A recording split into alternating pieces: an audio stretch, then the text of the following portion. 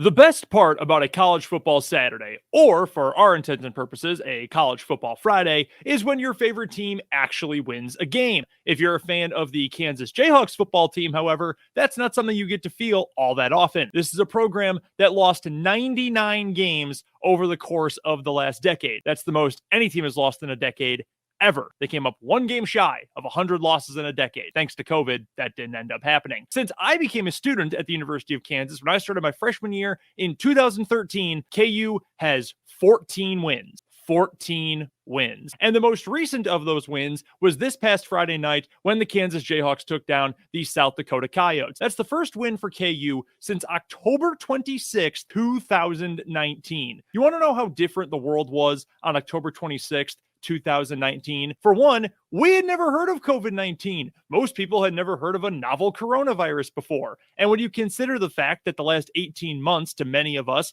feel like they've taken 18 years, you can tell just how long ago that really was. Kanye West, you may have heard, he's in the news recently. He just released his latest album, Donda. Well, the last time he released an album, October 25th, 2019. That album was called Jesus is King. That also came out one day prior to the last win for KU football. Also, let's throw this out there. KU fans still had optimism about the Les Miles and Jeff Long era. An era now that we all know was a complete and utter embarrassment and disgrace because of the wrongdoings of both of those two people. Obviously, the world is a much different place. The college football landscape, save for the team that's at the top of the charts, and that's Alabama, is also a very different place. But the one thing remains the same. KU is still not winning all that often. It is a rare occurrence. It is a rare good moment for fans of an athletic department that has one incredible blue blood team, that's basketball team, and then things start to fall apart after that. This has been a football program that has been bad for well over a decade. You don't have to go very far. It takes about 3 tweets any given college football Saturday, or again, Friday, to find people pining for the Mark Mangino era, because ever since then, things have been terrible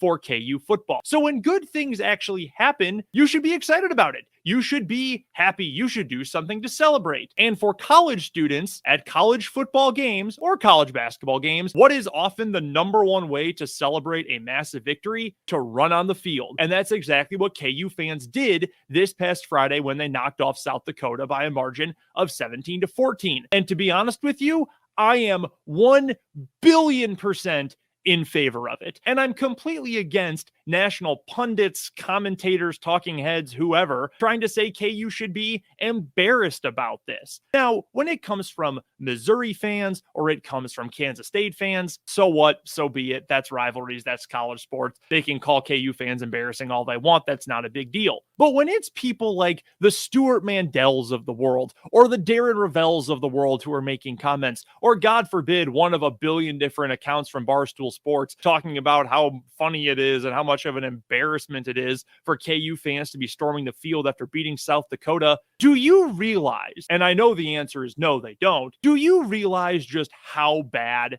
things have been for this program? No, because a lot of people on a national scale, all they do is get off their cheap jokes when they can because it's good for Twitter engagement now and again to say, ho, ho, ho, herder, Kansas is so bad, not really paying attention. In fact, you want a great example of this? Stuart Mandel of The Athletic, he got his jokes off on Friday night after the fans rushed the field. He wasn't even paying attention to the game in the first place. He called the team KU beat the Jackrabbits, which are, of course, South Dakota State. They don't even have the same color. They're not in the same city. Stuart Mandel doesn't care, though. It's all about getting your jokes off. It's all about making sure you just get a little bit of Twitter engagement, just get a little bit of that dopamine hit. Maybe try paying attention. But back to our initial point. Running on the field. Is it embarrassing? Well, who is to say? Why shouldn't we just have fans run on the field after every game? And I mean that with 100% sincerity. I'm the last person you are going to go to say something favorable about Dabo Swinney and Clemson. Clemson fans run on the field after every game. And without fail,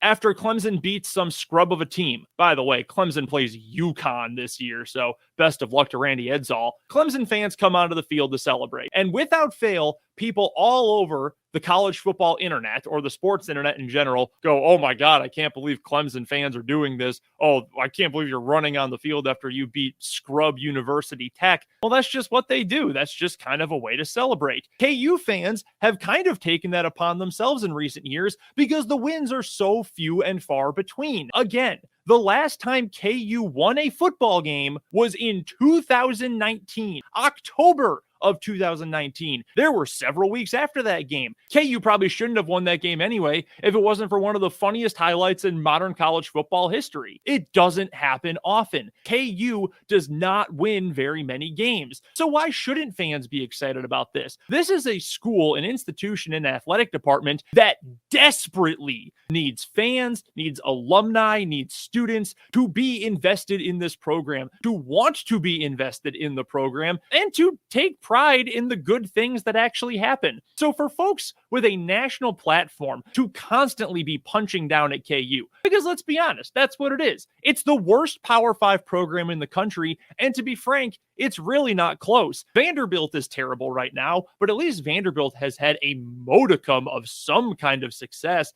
in the recent past. KU has not for over a decade at this point. It is the worst program based on level of competition in the country. So when good things happen, and again, they rarely do with this program at this space and time, you should celebrate it. You should enjoy it. Run on the field. As long as you're not going after opposing coaches or players or team personnel and trying to harm them or get in their face, which of course is never okay. What's the harm? What is the problem in doing this? And don't come after me with the classic, oh, KU fans get all stuffy when other teams in basketball storm the court on them. Do not bring that at me. I am in favor of all court stormings. KU is a blue blood. KU wins all the time in basketball. So yeah, if you go to America's favorite wrestling gymnasium in Oklahoma State and the Cowboys knock you off when they're unranked and KU's a top 10 team, well, sure, they should run on the court. KU beats K-State a lot at Bramlage Coliseum. If K-State gets an upset and wins at home, sure, K-State fans should run on the court. If you didn't want them to storm the court on you, well, then don't lose. Win the game that you're supposed to win. I've got no problem with court stormings,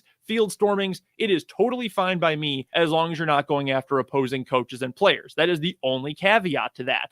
And I also have to remark on this. The reaction from the Mandels, the Ravels, the whoever else is, it's always acting like KU fans are not aware of how terrible the program is. Newsflash, everyone is keenly aware of just how pathetic KU football has been in recent memory. That's why people are running on the field. That's why people are celebrating the first good thing to happen to the program that doesn't include an AD or a head coach getting fired in nearly 2 calendar years. Everyone is aware of how bad the program is. That's why there are field stormings. That's why when the rare win does come around, when KU fans find an oasis in a sea of absolute utter despair and misery, you want to take advantage of the moment. You want to celebrate it. And ideally, in the semi-near future, that's not going to be a thing anymore. Right now, field stormings for KU after every win are a thing because every win happens with approximately an average of 365 days between it and the prior one. If Lance Leipold is actually able to turn the program around like KU fans and the KU athletic department are hoping for, then within the next 2, 3, 4 years, when KU is winning 3, 4, 5, God forbid, 6 wins a season, well, then you're not going to see this anymore. You're not going to see fans running on the field when they beat the likes of Southern Illinois or South Dakota or some other sort of directional FCS team. That's not going to happen anymore. But for now, while there aren't many wins, you might as well encourage the fans to be excited about the rare opportunity to actually have some fun with a program that has been nothing but terrible for a large portion of their lives at this point. Truthfully, if you're an 18-year-old freshman right now, KU has been the absolute pits for 2/3 of your life. So go enjoy something. If you're a student and you get the opportunity to celebrate a rare win, go for it. Be safe, but go have some fun. And for the national people who'd like to do nothing but punch down, and it is deserved, let's also put it there because, as I mentioned, every KU fan knows just how horrible the program is. No one's making any bones about how awful KU football has been for more than 10 years now. But to keep punching down and then to mock fans when they're getting to celebrate for the one rare occasion when they actually have something to be happy about, that doesn't quite compute with me. Go have fun. Don't worry about the national pundits thinking that you're embarrassing. And ideally, a couple years from now, this will be a whole different discussion. If you're winning 6 games a season and you start storming the field against FCS teams, okay, we can talk then. Talk to me in 24, 25, hopefully at least. But for now, when you're only winning 1 game a year, in fact, you're not even winning 1 game a year at this point, and God only knows when the next win is going to come this season, take advantage of the opportunities you have to celebrate. It's not embarrassing. It's just an opportunity to finally get to enjoy something you almost never get to enjoy.